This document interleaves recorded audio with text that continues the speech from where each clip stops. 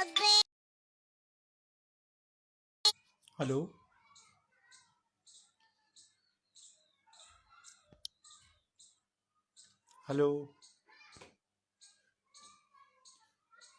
Hello. आप लोगों को मेरी आवाज़ मिल रही है? अगर आवाज़ मिल रही है तो प्लीज़ मैसेज कीजिए।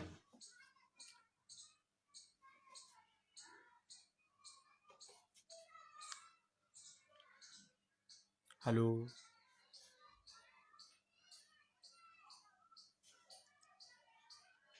अगर आवाज़ मिल रही है तो मैसेज कीजिए।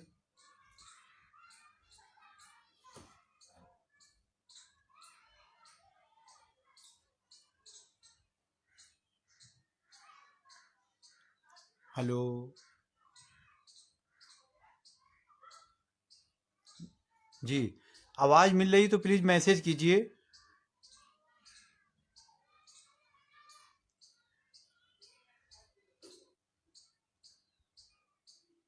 जी। ए, सबसे पहले तो मैं डॉक्टर आदम मुल्ला तिरुपति जी से हैं, उनका मैं आभार व्यक्त करता हूँ, जिन्होंने मुझे मंच दिया अपनी बात कहने का। तो आज मैं किन्नरों की पीड़ा और उन पे दुर्दशा पे मैं बात करूँगा। और आप लोगों ने जो अपना कीमती समय हमें दिया है सुनने के लिए, या सुनेंगे, या लोग आप जुड़ रहे हैं या जो जुड़ेंगे, उन सभी का मैं तहे दिल से आभार व्यक्त करता हूँ। और कई दिनों से ये बातें आ रही थी कि थर्ड जेंडर पर कुछ बातें की जाएं, और जो भी उनकी पीड़ा है, उनकी दुर्दशा है, वे सब पे बातें सामने रखी जाए। अगर आपको हमारी आवाज़ मिल रही है तो प्लीज़ एक मैसेज कीजिए। आप मैसेज कीजिए, आप हमें मैसेज। तो सबसे पहले तो मैं ये बताऊंगा कि आधा आदमी उपन्यास की तैयारी कहाँ से हुई, और मैं किन्नरों के जो सब्जेक्ट था उस पर मैंने लिखने के लिए क्यों शुरुआत की। हेलो डॉक्टर साहब, मेरी आवाज़ अगर मिल रही है तो आप हमें मैसेज कीजिए, इनबॉक्स में मैसेज कीजिए, मैसेज हमें कीजिए। हेलो। चलिए, लग रहा है हमको सुन रहे हैं, तो हम अपनी बात शुरू करते हैं। तो एक्चुअली मैं थर्ड जेंडर पर, मैं किन्नरों को मतलब रोड पर और इधर उधर देखता था, उनके बारे में सुनता था, जानता था, मगर कभी मतलब उनको जानने की कोशिश नहीं की। एक बार मैं आ रहा था मार्केट से, तो मैंने देखा कि कुछ किन्नर लोग रोड के किनारे डांस कर रहे हैं, नाच रहे थे, वो गा रहे थे। तो एक बच्चे ने उनको मतलब ताली बजा रहा था खड़ा होकर। तो वहाँ खड़ी एक औरत लेडीज़ ने कहा कि बड़े होकर यही सब तुम करना। तो जो किन्नर की नायिका थी, उन्होंने कहा कि अरे ऐसा क्यों कह रही हो बहनी, किसी दुश्मन का बच्चा भी इस लाइन में ना आए। तो बस यही वो लाइन थी, किसी दुश्मन का बच्चा इस लाइन में ना आए। भाई यहीं से मेरी शुरुआत थर्ड जेंडर पर हो गई, किन्नरों पर लिखने की। फिर मैंने अपने फ्रेंड से बात की कि यार इन पे मैं लिखना चाहता हूँ, मिलना चाहता हूँ। तो कई लोगों ने कहा कि इनसे मत मिलिएगा, ये लोग गलत लोग होते हैं, और ये लोग आपको नशे की गोली खिला के कहीं किन्नर बना देंगे, हिजड़ा बना देंगे। तो मैं उनकी बातें भी सुनकर चुप हो गया। और भी अपने गुरुजनों से बात की, जो राइटर थे, जो प्रेस रिपोर्टर थे और लोग थे, कि मतलब चर्चा छिड़ी कि हम किन्नरों पे कुछ लिखना चाहिए। मतलब इतने इतने राइटर आए, और कभी इस सब्जेक्ट पे कभी उन्होंने कलम क्यों नहीं चलाई, आखिर क्या वजह थी। तो उन लोगों ने भी हंस के और मजाकिया लहजे में कहा कि अरे कहाँ थर्ड जेंडर और किन्नरों पे तुम पढ़ रहे हो, वो लोग बहुत वो होते हैं, बहुत बदतमीज होते हैं, और नशे की गोली खिला देंगे, कहीं हिजड़ा बना देंगे तुमको। तो मैंने उनकी बात भी सुनी, मगर घर आया तो दिमाग में बार बार एक बात गूंज रही थी कि एक किन्नर होकर, नायिका होकर किन्नर की, जो वो कह रही है किसी दुश्मन का बच्चा भी इस लाइन में ना आए। तो सोचने वाली बात थी मेरे लिए। मैं सोचता रहा रात भर। फिर एक दिन मेरी मुलाकात बाज़ार में उनसे हो गई। तो मैंने उनके चरण स्पर्श किए तो उन्होंने कहा कि, तो उन्होंने आशीर्वाद दिया मुझे। तो मैंने उनसे कहा कि मैं आप पर कुछ लिखना चाहता हूँ। तो उन्होंने कहा ठीक है आ जाओ।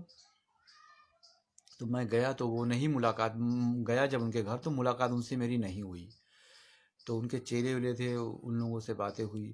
फिर दूसरी बार मैं गया उनके पास। तो दूसरी बार जब गया तो उन्होंने कहा कि देखिए हम पर क्यों लिखना चाह रहे हैं, किन्नर की ज़िंदगी भी कोई ज़िंदगी होती है, सिवाय दुख सिवाय पीड़ा के कुछ नहीं होता है। तो हमने कहा यही सारी बातें आपकी तो मुझे लिखना ही है। तो उन्होंने कहा कि देखिए यहाँ पर पेड़ पौधे, कुआं, नली, नदी, तालाब पूजे जाते हैं, मगर किन्नर किन्नर की कोई सुनवाई नहीं है।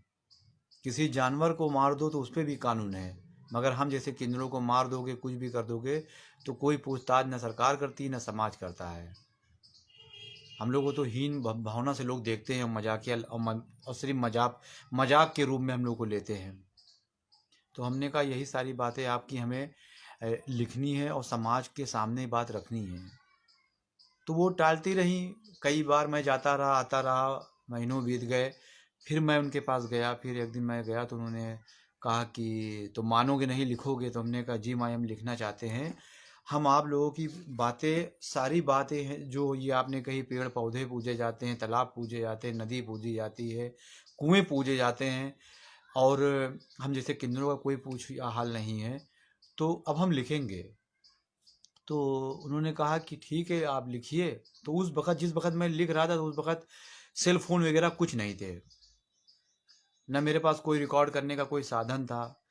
तो उन्होंने कहा ठीक है लिखिए, लेकिन जब कोई किन्नर लोग, हमारे जो समाज के लोग जब आएंगे तो आप मत लिखिएगा, क्योंकि तो हमने कहा क्यों माई? तो उन्होंने कहा कि अगर आप ऐसा लिखते हैं तो हमें दंड देना पड़ जाएगा और समाज से मेरा बहिष्कार हो जाएगा।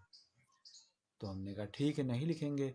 तो हम उनकी बातें सुनते थे, जो लोग आ रहे हैं बातें कर रहे हैं, और भी उनके चेले और भी जो शहरों के किन्नर थे वो सब तरह तरह की बातें करते थे। तो हम सुनते थे, देखते थे, उनको नोट कर लेते थे। घर आके फिर जब घर आते थे रात भर बैठ के फटाफट फटाफट सब नोट करते थे। फिर मैं जाने लगा, आने लगा, उनके पास बैठने लगा। तो धीरे धीरे उनकी सारी बातें मुझे पता चलने लगी। तो जब उनके अंदर, क्योंकि हम लोग जब किन्नर को देखते हैं तो हम किन्नर को बस अब इतना ही जानते हैं कि किन्नर नाचते हैं, गाते हैं, मटकते हैं, गाली बकते हैं और बड़े बदतमीज होते हैं। ये ऊपरी तरह से हम लोग को पता है, हम सबको पता है, सबको सब ये सब जानते हैं। हर आम आदमी भी उनके बारे में सब जानता है। जबकि सबसे बड़ी बात है कि आप जब किसी के पास जाएंगे नहीं, बैठेंगे नहीं, जानेंगे नहीं, तो उनकी बातें आप नहीं जान सकते हैं। और थोड़ी देर के लिए तो आज थोड़ी देर में आप किसी को क्या पहचान पाएंगे कि वो कैसे हैं, उनका व्यवहार कैसा है, उनका रहन सहन कैसा है, उनके रीति रिवाज कैसे हैं, उनके लोकगीत कैसे हैं, उनकी परंपरा क्या है। तो वो सारी चीज़ें धीरे धीरे धीरे धीरे धीरे धीरे हमको पता चली। और सबसे बड़ी बात है इस समाज में है कि किन्नरों की दुर्दशा और जो उनकी पीड़ा है। तो सबसे बड़ी बात तो ये है कि जब परिवार को पता चलता है कि उनका बेटा किन्नर है, तो वो उसे फिर पूरी तरह से तिरस्कार कर देते हैं। उसको छोड़ देंगे, भगा देंगे और निकाल देंगे समाज के डर से भयभीत होकर। लेकिन जब आप और भी वर्ग में अगर आप जैसे देखते हैं कि अगर बच्चा लैंगिक रूप में प्रॉब्लम है, पैर से विकलांग है, या आँखों से प्रॉब्लम है, या किसी भी बॉडी लैंग्वेज से किसी तरह की प्रॉब्लम है, तो उस बच्चे को आप प्यार देते हैं, सम्मान देते हैं, सब कुछ करते हैं। मगर जब आपको पता चलता है कि आपका बेटा किन्नर है, तो आप उसे तिरस्कार करते हैं, निकाल देते हैं। तब ये नहीं होता है कि तब वो माँ का दिल कहाँ चला गया, वो प्यार कहाँ चला गया उस बेटे को लेकर। तो जब आप 8-10 साल के, 12 साल के बेटे को आप सड़क पर छोड़ देंगे, तो फिर उससे आप क्या उम्मीद करेंगे? वो बच्चा किस किस लहजे में आपसे बात करे? जब समाज ने उसको शुरू से ही आँख खोलते ही जब 8-10 साल में ही सब उसका तिरस्कार करने लगे, मजाक करने लगे, नोचने लगे, भद्दी भद्दी गाली बकने लगे, और उसका मतलब उसका पूरा मजाक बना दिया उसको, तो बच्चा फिर पूरी तरह से समाज से कट जाता है। तो फिर उसको, तो उस समाज, तो इसीलिए अब उस बच्चे को जब आप छोड़ देंगे तो बच्चा फिर पूरी तरह से फिर उसको, अब वो जिस लाइन में जाना चाहे, जिस जैसे जैसे काम करना चाहे करता है। तो हमें ये कहना है कि समाज में जब देखिए किन्नर वर्ग ऐसा है कि आपके आपके यहाँ सिर्फ मंगल कार्यों में वो आता है,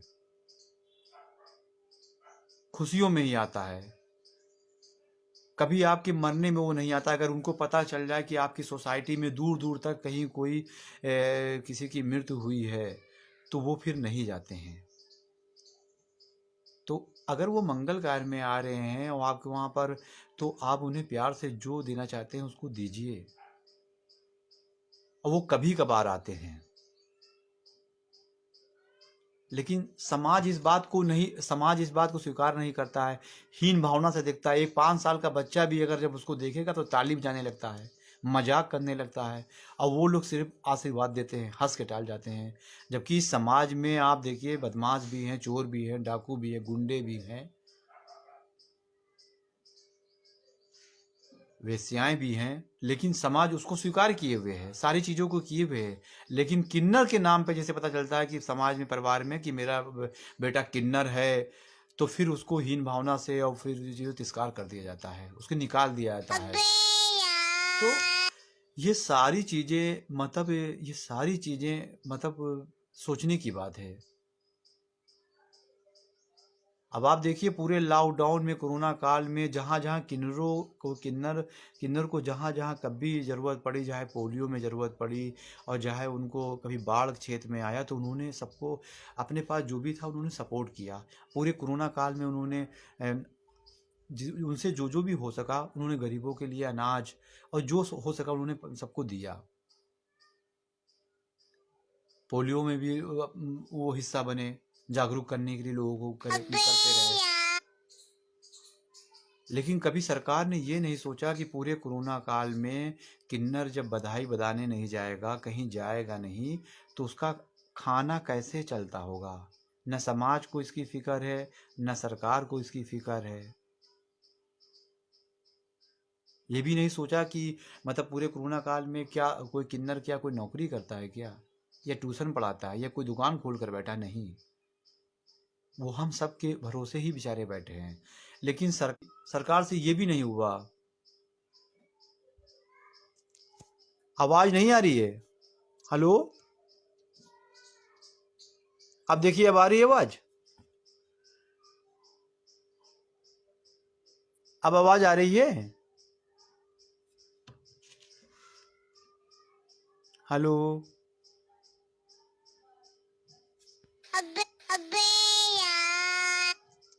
आवाज आ रही तो प्लीज बताइए, आप मैसेज इनबॉक्स में बोलिए, बताइए मुझे। जी जी जी जी। सीमा जी नमस्ते। मोनी जी नमस्ते। जी जी जी जी। तो पूरे कोरोना काल में किन्नर समाज, जब देखिए किन्नर समाज ना कोई उसका कोई उसकी सर्विस है, ना कोई वो कहीं प्राइवेट जॉब करते हैं, ना कहीं उनकी कोई दुकान है, फिर भी उन लोगों ने गरीबों की जो जो जिससे हो सका किया। लेकिन ना समाज को उनकी फिक्र है, ना सरकार को उनकी चिंता है। अब सरकार ने चलिए किसानों के खाते में 1-1 हज़ार रुपये डाल दिए, बहुत अच्छी बात है, बहुत अच्छा किया। लेकिन क्या सरकार को ये नहीं पता कि हमारे देश में कम से कम 5 लाख के आसपास किन्नर हैं, तो उनका भी मुंह है, उनका भी पेट है, वो भी कुछ खाते पीते होंगे। तो क्या सरकार को इनकी चिंता नहीं होनी चाहिए कि हमारे किन्नर जो लोग हैं, किन्नर वर्ग है, वो बेचारे कहाँ से खा रहे होंगे? सोचना चाहिए, समाज को भी सोचना चाहिए, सरकार को भी सोचना चाहिए। आपने किसानों के लिए किया, बहुत अच्छा हुआ, बहुत अच्छा किया, काबिल तारीफ काम है। लेकिन आपको ये भी सोचना चाहिए कि किन्नर वर्ग भी इस देश में है। लेकिन सरकार को इससे क्या मतलब? किन्नर कोई हमारा वोट बैंक तो है नहीं, और जब किन्नर हमारा वोट बैंक नहीं है तो चाहे मरे जिए, हमसे क्या मतलब? सिर्फ तिरस्कार।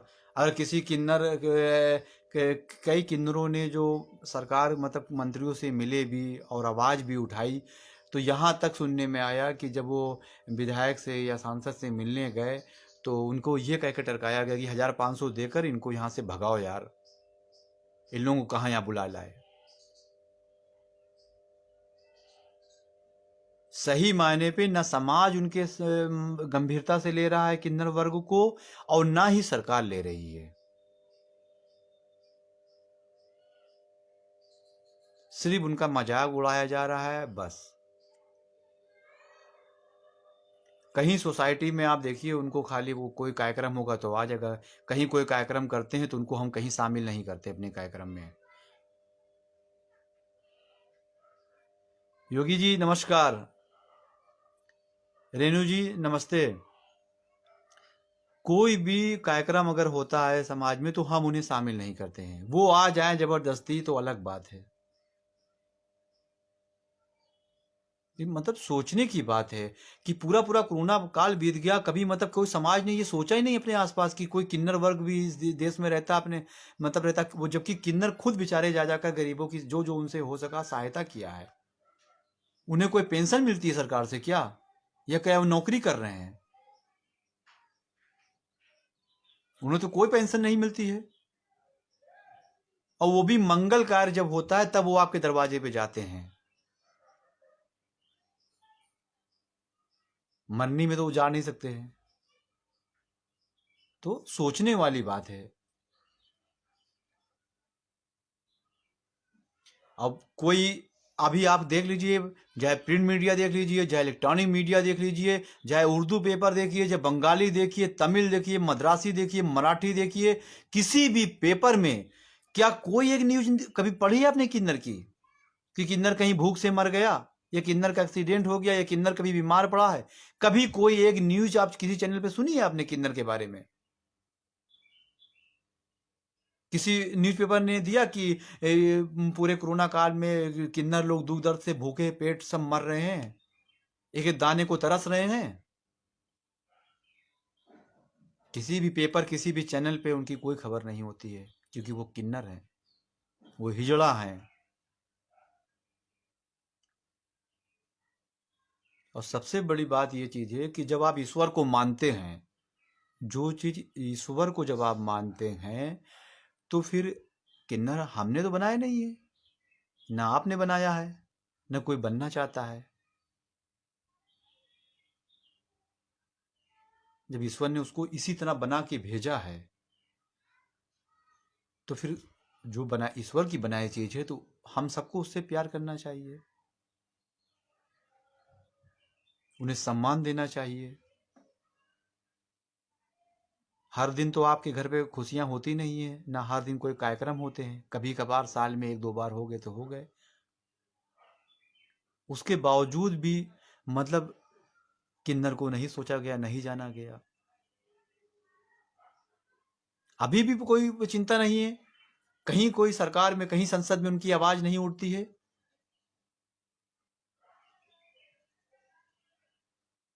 कहीं वो जा नहीं सकते, कहीं आ नहीं सकते। और उनकी पीड़ा देखिए, इस देश में पेड़ पौधे नदी तालाब कुआं पूजे जाते हैं, मगर किन्नर की कोई सुनवाई नहीं है। सोचने वाली बात है। जानवर को मारने पे कानून है, मगर किन्नर पे कुछ नहीं है। तो जब आप हम नहीं सोचेंगे तो कौन सोचेगा इनके बारे में? वो आप चाहे जितना मजाक करेंगे वो आपको सिर्फ दुआ ही देते हैं।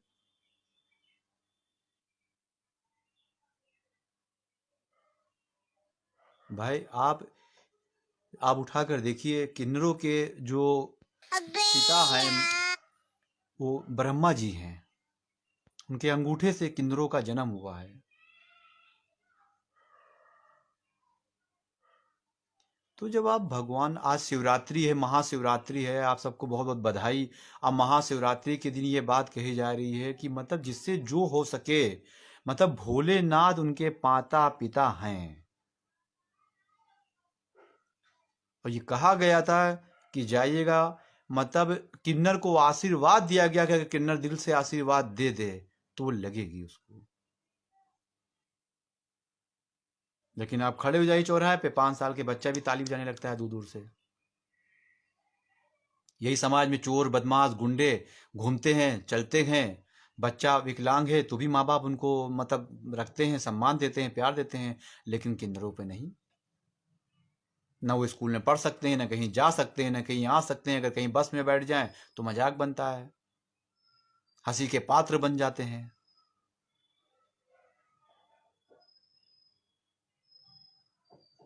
तो सबसे पहली बात है कि मेरा तो एक निवेदन है सरकार से कि प्राइमरी स्तर पर मतलब एक किताब में अध्ययन में एक पाठ किन्नरों पे शुरू किया जाए।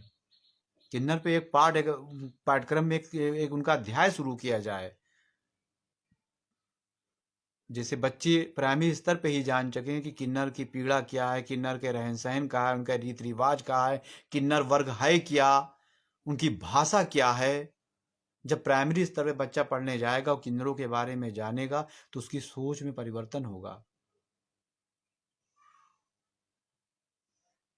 और आप देखिए, पाठ और भी पाठ जुड़े हुए हैं, खेल के पाठ जुड़े हुए हैं, और भी कहानियां जुड़ी हुई हैं, लेकिन क्या किन्नरों पे पाठ नहीं चलना चाहिए? मैं आप लोगों से पूछ रहा हूँ, क्या सरकार को नहीं चाहिए कि मतलब प्राइमरी स्तर पे एक पाठ शुरू किया जाए, उनके पाठ्यक्रम में किन्नरों को शामिल किया जाए, जिससे हमारी पीढ़ी जान सके उसको?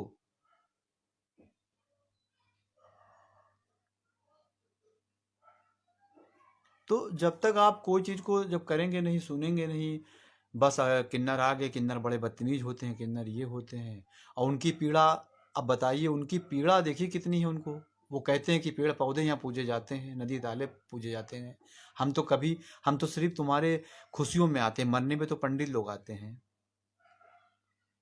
उसमें भी वे उनको कुछ देना है प्यार से, तो उसमें भी बहुत ज़्यादा खींचतान बनता है। भाई उनके पास ईश्वर ने उन्हें कला दिया है, उनके पास नृत्य है। अगर सरकार चाहे तो उनके हिसाब से, उनकी योग्यता के हिसाब से, उनकी कला के हिसाब से उन्हें कार्य दे सकती है। बहुत से देखिए कोरियोग्राफर जो हमारे किन्नर हैं, बहुत से कोरियोग्राफर हैं, काम कर रहे हैं।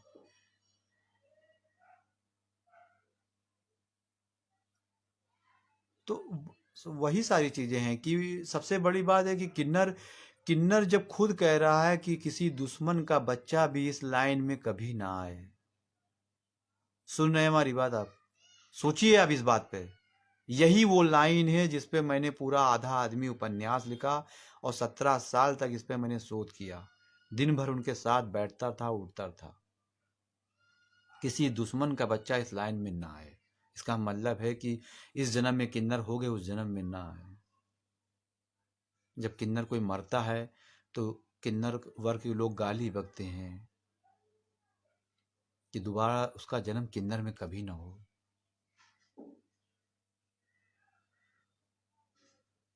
उनकी अपनी एक भाषा है। जब हम प्राइमरी स्तर पे उनके पाठ्यक्रम में किन्नर को शामिल किया जाएगा तो उनकी भाषा का भी जानकारी होगी। अभी तो लोगों को यही नहीं पता है कि किन्नर की अपनी एक भाषा होती है। इतने उपन्यास आए हैं, एक दो उपन्यास को छोड़कर देखिए उनकी भाषा का कहीं भी जानकारी नहीं है कि उनकी भाषा भी होती है। वो भी कहते हैं कि मेरे सीने में एक दिल है। कोई भी काम देख लीजिए, हम जहाँ जाते थे किन्नर जहाँ बस्ती में, वहाँ पर ऐसा कोई भी घर अगर पता चल जाता था कि किसी घर में खाना नहीं बना है, तो वो अपने घर से खाना भिजवाती थी। किसी को पैसा देती थी कि कोई भूखा ना रहे। किसी की लड़की की शादी नहीं हो रही है, उन्हें पता चल जाता था, तो वो लड़कियों की शादी भी कराती थी, लेकिन बताती नहीं है। न ही फेसबुक पे कोई ऐसी पिक मतलब पोस्ट करती हैं कि किसी किन्नर ने गरीबों की मदद किया और आज फेसबुक पे और इंस्टाग्राम पे और हमने पोस्ट कर दिया कि देखिए आज किन्नरों ने ये किया। कभी नहीं देखा होगा आपने किसी किन्नर को किसी की सहायता करते हुए और फोटो डालते हुए। वो किसी को बताते नहीं है ना, हमको भी माँ ने नहीं बताया, लेकिन हमने देखा अपनी आँख से। हमसे नहीं बताते थे ये सब। जब हम रहने लगे तो हम जानने लगे धीरे धीरे। एक बार डिलीवरी हो रही थी किसी उनके घर के थोड़ी दूर आगे, बच्चा था तो बच्चा फंस गया था।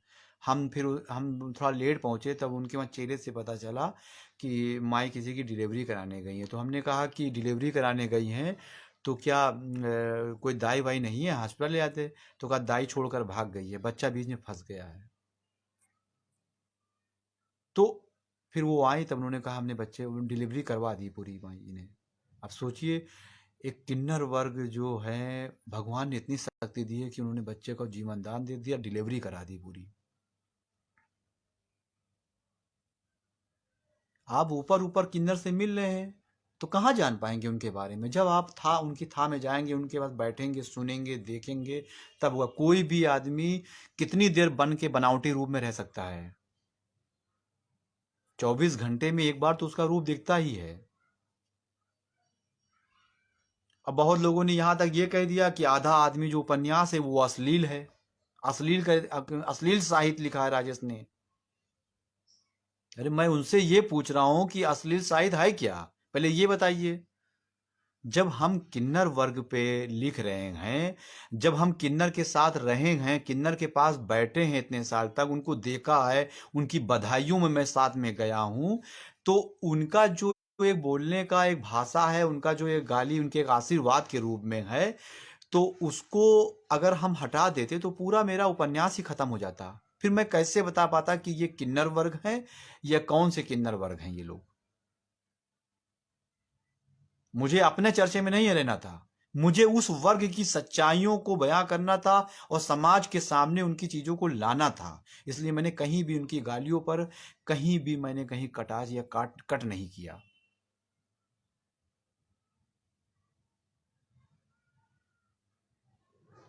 तो अब ये सारी चीजें हैं। अभी यहाँ पर ये हमारा आधा आदमी पल्ले प्रकाशन से आया है, जबकि लखनऊ पुस्तक मेला में किताब चल रही है, बिक भी रही है, लोग ज़्यादा से ज़्यादा ले रहे हैं। और जितेंद्र पात्रो जी ने मतलब इसको पूरा किया भी है।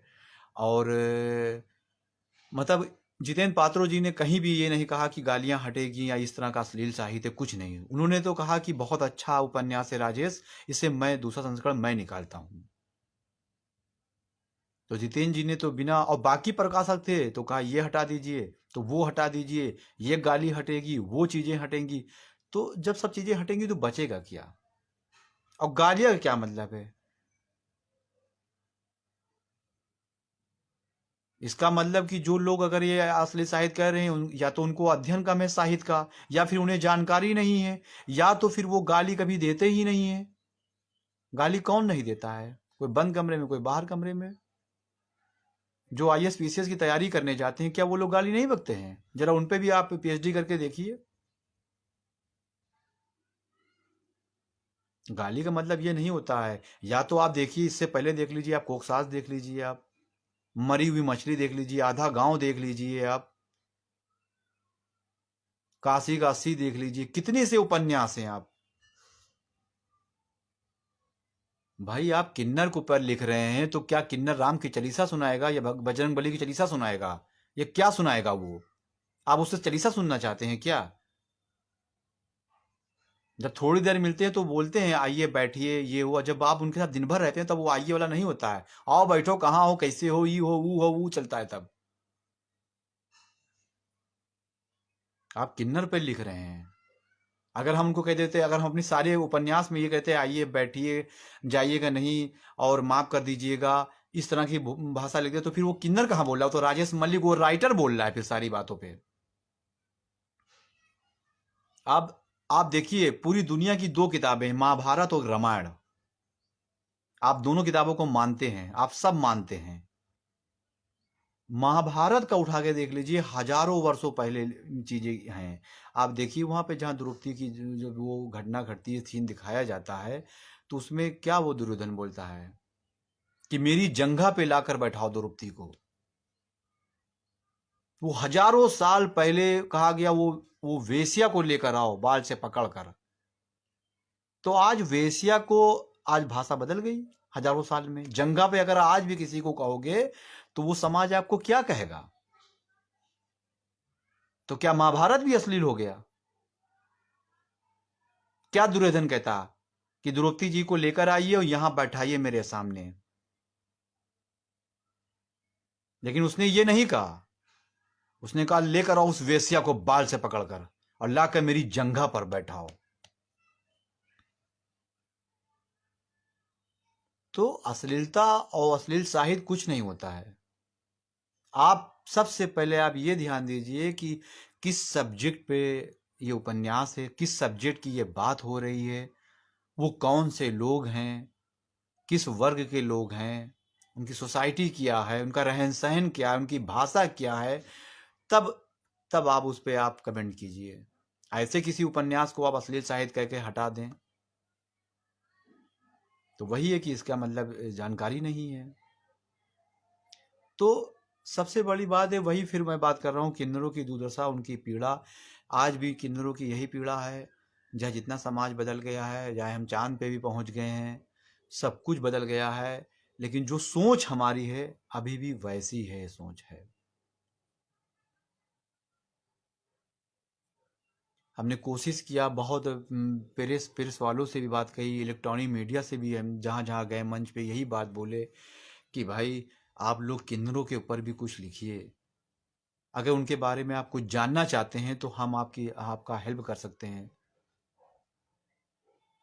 उनके बारे में आप कभी आप खुद स्वयं सोचिए, आप खुद सोचिए, हम हमारी बात पे मत ध्यान दीजिए। आप सोचिए कि आपने कितने सालों में कई खबर किन्नरों की पढ़ी है। किन्नर मरते नहीं है क्या? किन्नर कभी एक्सीडेंट नहीं होता? किन्नर भूख से नहीं मरते? किन्नर की कोई पीड़ा नहीं होती? या किन्नर के साथ कोई मतलब कोई घटना नहीं घटती? या किन्नर पे कोई हमला नहीं होता? लेकिन कहीं खबर आप बताइए, कोई खबर बता दीजिए आप, कोई मीडिया, इलेक्ट्रॉनिक मीडिया, किसी भी भाषा में, तमिल, बंगाली, किसी भी भाषा में आप बताइए।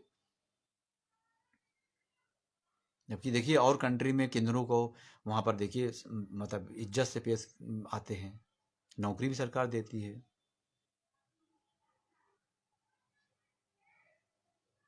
मगर हमारे वहाँ कोई काम नहीं है। जैसे किन्नर का नाम, किन्नर तो अब हम लोग कह रहे हैं, अभी तो आज से, अब ये जब से किताबें आ गई हैं 2-3 साल से, तब से लोग किन्नर किन्नर, 2-3 साल से लोग किन्नर किन्नर बोल रहे हैं। उससे पहले लोग हिजड़ा बोलते थे, जो सच्चाई बता रहा हूँ आपको, हिजड़ा। जबकि कहते हुए भी मुझे अच्छा नहीं लगता है, हमने तो उस वक्त भी नहीं बोला था हिजड़ा।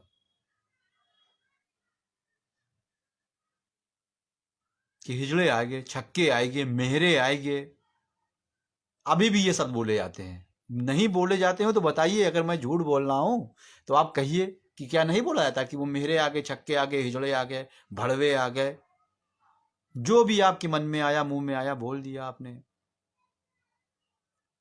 लेकिन जबकि सही मायने पे इनको, किन्नर को मंगलमुखी बोलना चाहिए, क्योंकि ये आपके सिर्फ मंगल कार्यों में ही आते हैं।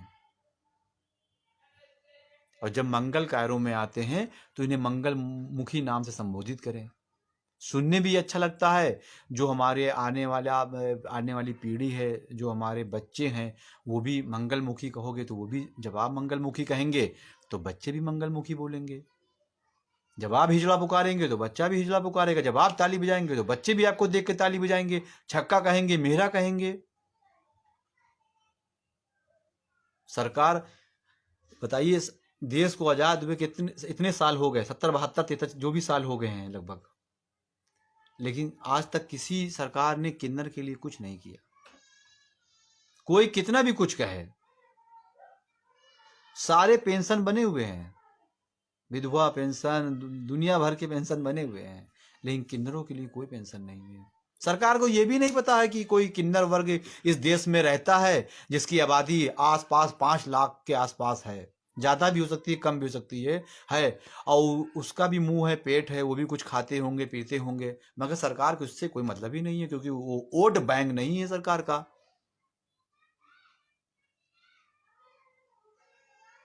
तो सरकार खुद पंगु बना रही है।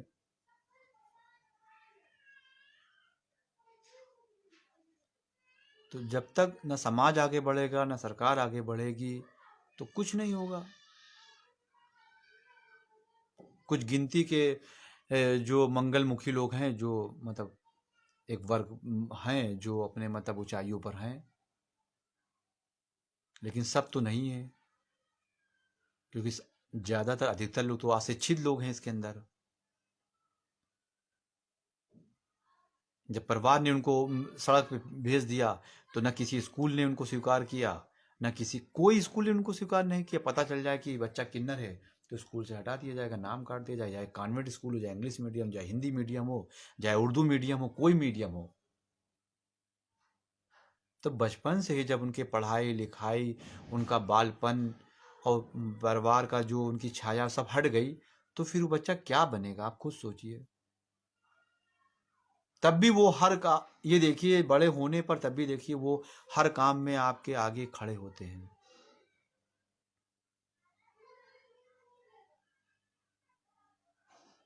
फिर भी नहीं सोचते हैं कि दरवाजे पे कोई किन्नर आया है, अगर कुछ नहीं है तो भी उसको दे दो। भिखारी तो रोज आता है, भिखारी रोज आता है, देखिए भिखारी को रोज मांगते हुए मिल जाएंगे, लेकिन किन्नर नहीं आते हैं। ये जो बेचारे किन्नर कुछ लोग ट्रेन में मांगते हैं, तो क्या करें, जब कोई उनका जीने का कोई जरिया नहीं है तो क्या करें वहां पर। वो भी बहुत प्यार से मांगते हैं। मुंबई में ट्रेन में चलिए तो देखिए, उसमें सर पे हाथ फेर देंगे तो आप दे दे, तो खुद 10 रुपये 5 रुपये दे दिए तो आपको आशीर्वाद ही दिया।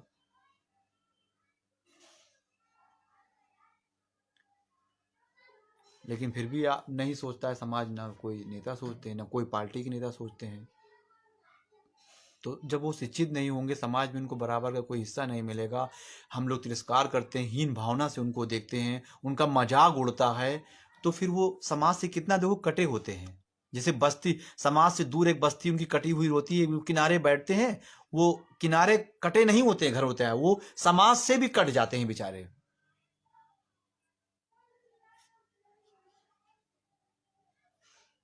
तो फिर चाहे आप ताली बजाओ, चाहे उनका मजाक उड़ाओ, चाहे कुछ भी करो। अब देखिए अब जहाँ बहुत जगह आपने देखा होगा कि अब देखने को ही नहीं मिलता है कि किन्नर लोग आते हैं या लोकगीत पे गाते हो, नाचते हो, देखने को ही नहीं मिलता है। तो जब वो गलत कार्य की तरफ बढ़ते हैं तो क्या करें भाई, पेट के लिए तो सब लोग कुछ ना कुछ तो करना ही पड़ेगा। जब समाज नहीं सोच रहा है, सरकार नहीं सोच रही, तो क्या करें। चोरी तो नहीं कर रहे हैं, डाका तो नहीं डाला जा रहा है ना। तो क्योंकि बिना सोचे, जब तक आप सोचेंगे नहीं, कुछ नहीं होने वाला।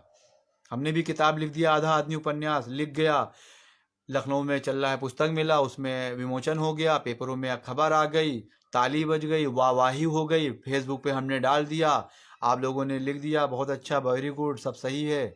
लेकिन फिर बातें धीरे धीरे धीरे खत्म हो गई, मैं भी चुप हो गया, मैं भी बैठ गया, आप भी बैठ गए, कुछ नहीं हुआ। हम तो जहाँ भी जाते हैं प्रेस वालों से, क्योंकि देखिए प्रेस एक ऐसी चीज़ है कि छोटी से छोटी बात को समाज तक पहुँचा सकता है। हमारा इलेक्ट्रॉनिक मीडिया हो गया, चाहे हमारा ये प्रिंट मीडिया हो गया, अगर वो पत्रकार चाहे तो अपनी कलम से एक एक बात को जन जन तक पहुंचा सकता है। और सरकार भी चाहे तो एक पाठ्यक्रम में एक पाठ उनका किन्नरों पे एक शुरू हो सकता है। हम किसी सरकार से, अगर किसी मंत्री से ये बात कहना चाहते हैं तो किस तरह कहें, कोई जरिया बने तो मैं उनके सामने मंच पे बोलूं कि सर हमारी बात भी सुनिए, मैं अपने लिए नहीं, मैं इस वर्ग के लिए बात कर रहा हूँ, इनके बारे में सोचिए। कभी मतलब सोचने की बात है कि कोई सोचता ही नहीं है कि मतलब इस देश में किन्नर भी रहता है।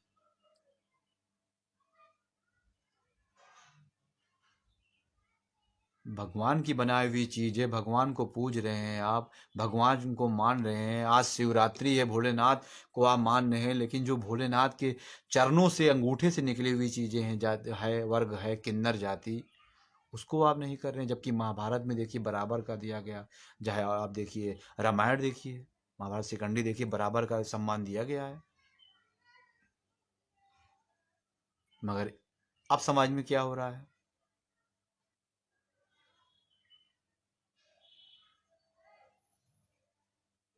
कहीं भी उनको, कहीं भी आप कोई भी कार्यक्रम में आप न बुलाते हैं न वो आते हैं। आ भी जाएं तो सोचते हैं कि जितनी जल्दी हो सके इन्हें यहाँ से भगा दिया जाए, जो लेन देन हो फटाफट भगाओ यार यहाँ से। तो जब आपने किन्नरों को समाज से काट दिया है, उनको हटा दिया, तिरस्कार कर दिया है, तो वो भी अपनी दुनिया में अपने चले गए हैं, रहते हैं, गाते हैं, बजाते हैं, जो मिलता है भूख रहते हैं, लेकिन चोरी नहीं करते, ना डकैती, ना डाका डालते हैं। लेकिन उनकी पीड़ा है, जब उनसे मिलते हैं, बात करते हैं, तो उनकी पीड़ा है कि सरकार ये क्या करेगी, कोई सरकार कुछ नहीं करेगी मेरे लिए, हम लोग ऐसे ही मरेंगे, ऐसे ही जिएंगे।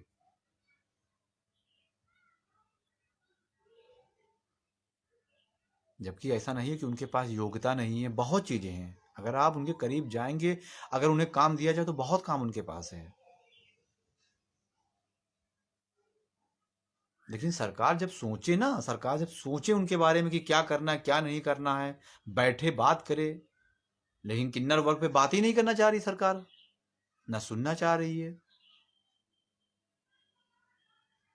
तो ऐसे ऐसे कुछ नहीं होता जब तक कोई चीज़ों के बारे में सोचेगा नहीं, जानेगा नहीं, उस पर चर्चा नहीं होगी। जब हम अपनी बात उठाएंगे नहीं, रखेंगे नहीं, तो कैसे कहो। कभी संसद भवन में कभी ये आवाज़ नहीं उठी, किन्नर वर्ग की नहीं उठी। हम कहानियाँ सुनाते रहे, लिखते रहे, एक फेसबुक पे डालते रहे कि पाठ्यक्रम में उनका एक पाठ शुरू होना चाहिए किन्नरों का, जो हमारे बच्चे आने वाली पीढ़ी किन्नर को जान सके, उनकी पीड़ा, उनका रहन सहन, उनकी भाषा, उनकी संस्कृति को पहचान सके।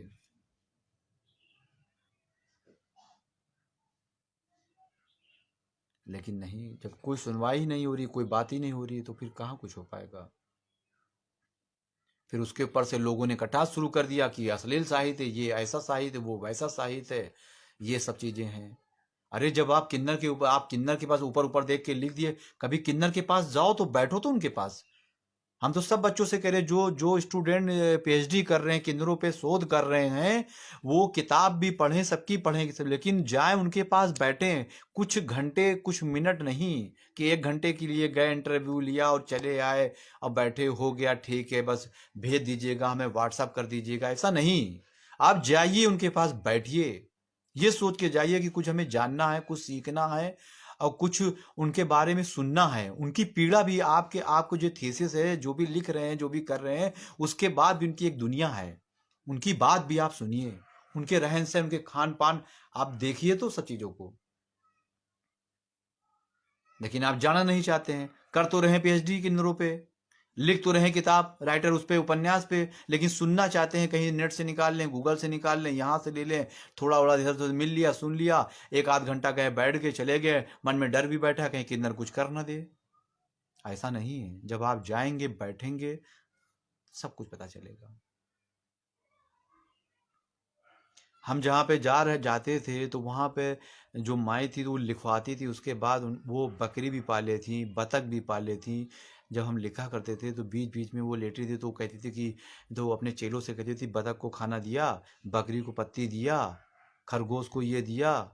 तो हम सोचते थे कि देखो इनको पशुओं की भी कितनी चिंता रहती है, मतलब ये लिखा भी रही हैं, बैठी हमसे बात भी कर रही हैं, और बाहर जो जानवर पाले हुए हैं उनकी भी चिंता इन्हें लगी है। अगर मालूम चला कि किसी चेले ने उनके पशुओं को मतलब चारा नहीं दिया है, तो नाराज होती थी, गुस्सा बहुत करती थी, बहुत डांटती थी। मतलब जानवर तक का चिंता थी। शाम होते कुत्ते भी आके बैठ जाते थे उनके आसपास आकर, और वो खाना निकाल के रख देती थी, खाना खाते थे सब।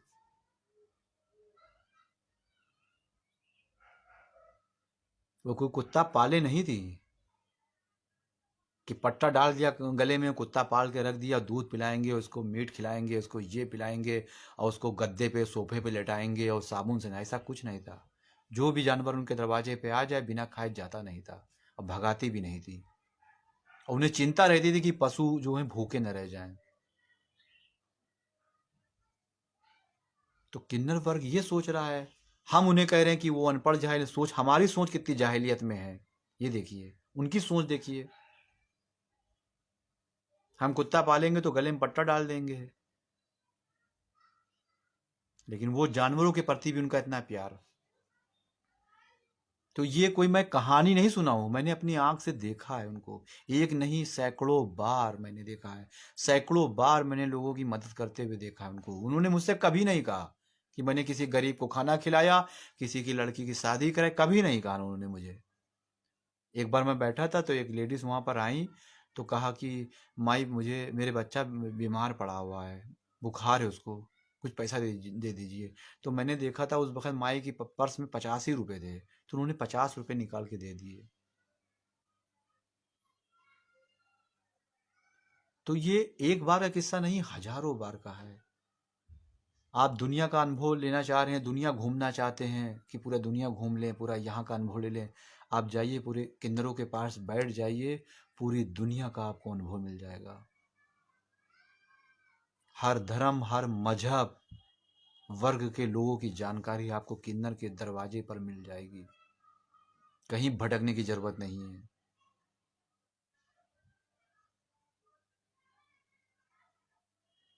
सोचने वाली बात है, जिस किन्नर वर्ग पे हम लिख रहे हैं, हम आराम से एसी के रूम में बैठते हैं, एसी गाड़ी से चलते हैं, उन्हीं के नाम पे खा रहे हैं,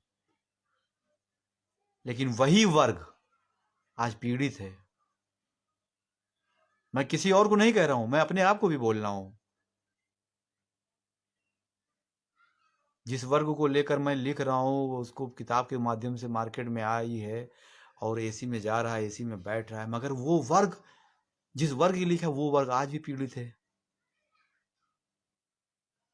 सोचने वाली बात है। आप सोचिए, ये नहीं है कि मैं एफबी पे आया हूँ तो लाइव है, भाषण के रूप में प्रवचन दे रहा हूँ। मैं कोई प्रवचन नहीं दे रहा हूँ। अगर प्रवचन के समय सोच रहे हैं कि मैं प्रवचन दे रहा हूँ और ज्ञान बांट रहा हूँ, तो ऐसा कोई ये मत सोचिएगा। आपके अंदर जो सवाल है, जो बातें हैं, जो आप सवाल जवाब जो मन में आ रही है, वो बात को आप उठाइए। आप हमसे पूछना चाहते हैं, हमसे पूछिए सवाल में, जो आपके मन में आए करना चाहते हैं इस वर्ग के लिए कीजिए, या जो हमारी हेल्प पड़ेगी हमसे चाहते हैं वो आप हमें बताइए। मेरा कांटेक्ट नंबर जो है, या आप मेरा एफबी पे जुड़े हैं, मुझसे आप मैसेज में बात कीजिए, मुझसे बताइए, तो मैं जो हो सकता है मैं इस वर्ग के बारे में बता सकता हूँ, और जो आपसे हो सकता है आप कीजिए। ये कोई प्रवचन नहीं है कि प्रवचन सुना और पिक्चर खत्म हुई दोस्त, और फिर अब कहानी खत्म और बस उसके बाद का इधर से उधर निकल गया, ऐसा नहीं है। हम जो बता रहे हैं उस पर अमल भी करना है। तो आपके मन में जो सवाल है, आप जो कहना चाहते हो सकता है आप बहुत अच्छा सोच रहे हो, हमसे अच्छा सोच रहे हो, या आपके मन में कोई सवाल आया है, तो आप उससे पूछ भी सकते हैं। और आप अगर उसकी मदद करना चाहते हैं, मदद के रूप में ये नहीं कि किसी को पैसा देकर उसको और पंगु बना दिया जाए।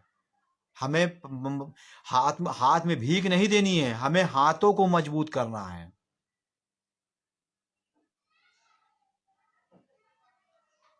एक एक किसी फिल्म का एक डायलॉग है जो मैं आपको बोल के बता रहा हूं, तो ये डायलॉग उसी पे है।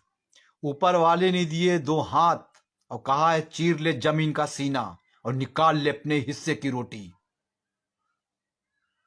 तो मेरा कहने का मतलब है कि आप हाथों पे काम दीजिए, भीख नहीं। तो कुछ जो पत्रकार भाई हमारे जुड़े हुए हैं, जो हमारे ये योगेंद्र भाई अभी जुड़े हैं, हमारे योगेंद्र भाई पे ये वकालत भी करते हैं, और बहुत बहुत मतलब ये पत्रकार भी हैं, बहुत अच्छे इंसान भी है और सामाजिक कार्यकर्ता हैं। तो हम योगेंद्र भाई से भी कह रहे हैं कि हमारी बातों को जो पत्रकार भाई लोग सुन रहे हैं, वो हमारी बातों को दूर तक पहुंचाएं, या तो हमें ऐसा कुछ मौका दें कि उन विधायकों मंत्रियों के सामने मैं अपनी बात कह सकूं, कि चाहे हिंदी मीडियम हो चाहे इंग्लिश मीडियम हो, बच्चों के पाठ्यक्रम में किन्नर का एक पार्ट शुरू किया जाए। जब हमारी आने वाली पीढ़ी बातों को समझेगी, तो समाज में एक अच्छा मैसेज जाएगा। तो इसलिए जो लोग, जो भाई हमसे जुड़े हैं, जो कहना चाहते हैं हमारे मैसेंजर में, अभी हम अभी तो जो बात खत्म हो जाएगी उसके बाद फिर बात हमारी यहाँ पर यहीं तक, जो हम फेस पे लाइव हो रहे हैं तो लाइव तक का ही बात, इसको नहीं रखना है, उसके बाद की भी बात भी हमको चलाना है। मतलब ये जो मुहिम है, ये मिशन है, इसको रोकना नहीं है। आपको कोई भी बात करनी तो आप मैसेंजर पे मुझसे कॉल करके या इस पे बात कर सकते हैं। उस पे हम लोग कुछ बैठकर बात भी हो सकती है, चर्चा विषय। जब तक कोई बात नहीं होगी तो कोई इसका हल निकलना चाहिए। और ऐसा कोई हल ना निकले कि हम मदद करें और उसको फिर हम मदद एफबी पे डालें कि हमने आज के अंदर को ये किया वो। ऐसा कुछ नहीं करना है। अगर ऐसा कुछ करना है तो फिर कुछ नहीं करना है। कभी समय मिले या आपको मिलते हैं तो दो बैठ के प्यार से दो बोल उनसे बोल के देखिए, उनको सुनिए तो एक बार।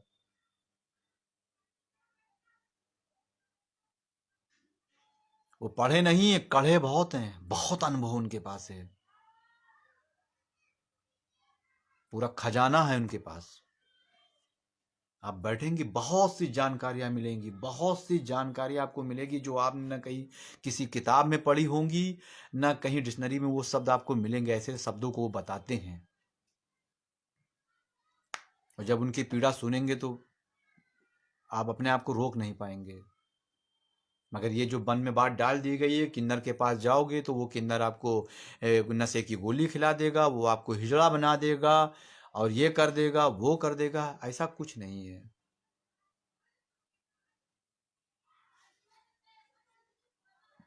तो इसलिए मैं सरकार से, समाज से कहना चाहता हूँ कि मेरा निवेदन है कि आप लोग उनके लिए कुछ भी करना चाहते हैं तो कीजिए, मगर ऐसा कुछ कीजिए जो वो अपने वो काम कर सकें, वो अपना पेट चला सकें।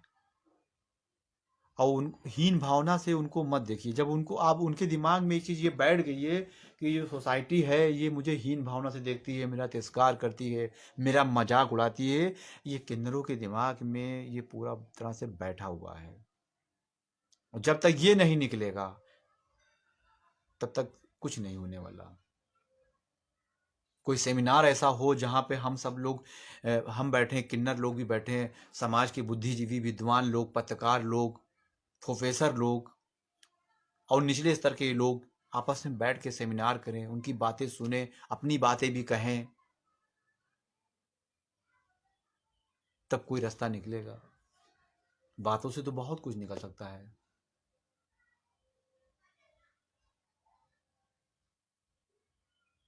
पूरा बरसात, जैसे बरसात शुरू होती है 4 महीना 5 महीना, किन्नरों का काम बंद हो जाता है। मैं एक बार बधाई में किन्नर गया था माई के साथ, बरसात का समय था, मैं पहुंच गया था। तो वो जा रही थी तो मैंने कहा मैं भी चलूंगा, तो उन्होंने कहा मत चलो आप बेटा। तो हमने कहा नहीं आप चलिए, मैं पीछे पीछे चलूंगा। मैं गया बधाई में, कई जगह गए, दरवाज़ा कहा कि बरसात हो रही है, वो आप लोग मांगने आ गए, दरवाज़ा बंद कर दिया गया, उन्हें भगा दिया गया, बाद में आइएगा, अभी बारिश हो रही है, अभी ये हो रहा है वो हो रहा है। एक जगह वो पहुंची तो एक घर में पहुंची तो एक लेडीज जो थी, वो बेचारी मतलब अपने बच्चे को दूध पिला रही थी, तो दबा दबा के दूध पिला रही थी, मतलब उसकी छाती से दूध नहीं निकल रहा था। और वो मतलब पतीला रखा हुआ था, उसमें बच्चा एक तो था, तो उसमें वो खाना नहीं था, दाने वाने कुछ पड़े थे, बेटा ऐसे ऐसे कर रहा था। तो तब माई ने देखा तो उनके पास उस वक्त 50 रुपए थे, तो 50 रुपए उन्होंने दे दिए। वो गए मांगने गई थी बधाई उनके यहाँ, तो 50 रुपए उनको दिए। वो कहा कि आप बच्चे को दूध पिलाइए, तुम्हारी छाती में दूध ही नहीं, तुम कुछ खा ही नहीं रहे, तो दूध कहाँ से निकलेगा। उसके बाद फिर वो आई, फिर हमसे कहने लगी कि देखो ऐसे ये हालत है ये लोगों की, हम मांगने गए थे और कुछ नहीं उनको मिला, 50 वो भी दे दिया। उसके बाद भी वो उनकी सहायता करती रहीं, उनकी सहायता वो करती रहीं बेचारी, हमसे दोबारा नहीं बताया उन्होंने। को उन्होंने कभी ये नहीं देखा कि ये हिंदू है, ये मुसलमान है, बंगाली है, तमिल है, मराठी है, या पंजाबी है, या गुजराती है। उन्होंने सिर्फ देखा कि इंसान देखा, एक इंसान है जिसको मदद चाहिए, उन्होंने मदद किया। ना धर्म देखा ना मजहब देखा। हम लोग तो बहुत कुछ देखते हैं, मजहब धर्म सब देखने लगते हैं, क्योंकि हम लोग पढ़े लिखे लोग हैं ना। हम रंग रूप धर्म मजहब देख कर ही काम करते हैं, तब मदद करते हैं। लेकिन उन्होंने कभी किसी का ना धर्म देखा ना मजहब देखा ना वर्ग देखा। उन्होंने सिर्फ देखा कि मदद की जरूरत है, उनको मदद करनी चाहिए, उन्होंने मदद किया। तो जब आप उन्हें अपने समाज से हटा रहे हैं, तिरस्कार कर रहे हैं, तो कहाँ पे रो पाएगा। आप घर में बैठ जाइए, एसी में बैठे हैं, बात करते रहिए बातें। ये तो वही बात हो गई कि एसी के होटल में बैठकर बैठे हुए हैं और गरीबों की बात कर रहे हैं। एसी की हो मतलब 5 स्टार होटल में बैठ के हम लोग गरीबों की बात कर रहे हैं कि गरीबों की गरीबी कैसे हटाई जाए। मतलब सोचने वाली बात है।